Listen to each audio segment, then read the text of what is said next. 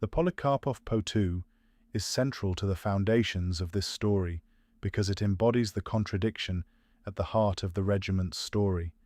It was old-fashioned by wartime standards, a light biplane of wood and fabric construction with an open cockpit, limited payload, and little in the way of protection.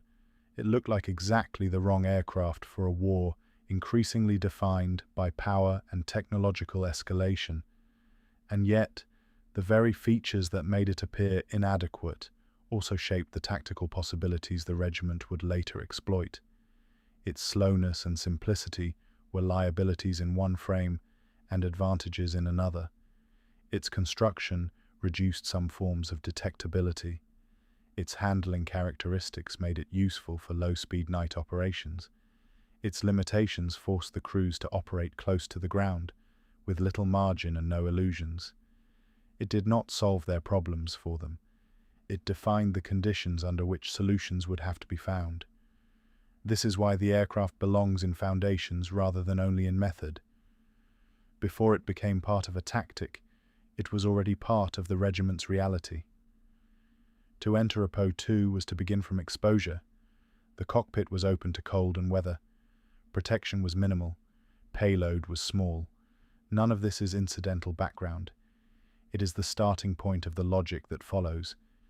If the machine had been stronger, in conventional terms, the regiment's method might never have developed the way it did. The weakness was not rhetorical. It was structural, material, and immediate. What emerges across these early conditions is not yet mastery, and it is certainly not triumph. It is a more demanding and more historically credible beginning. A war built around force, a unit formed inside necessity, and an aircraft that exposed its crews to danger without pretending otherwise. The women who entered the system were not entering on favorable terms. That is precisely why the next stage matters. If they could not rely on protection, speed, or technological superiority, then whatever competence they developed had to be learned another way. Their later effectiveness begins here, in disadvantage that remained real, and in the question that disadvantage forced upon them.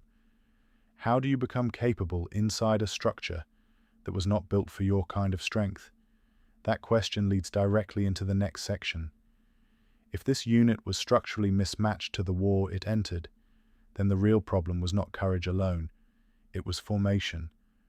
How were these women trained, compressed, and adapted into operators who could function within such narrow margins at all?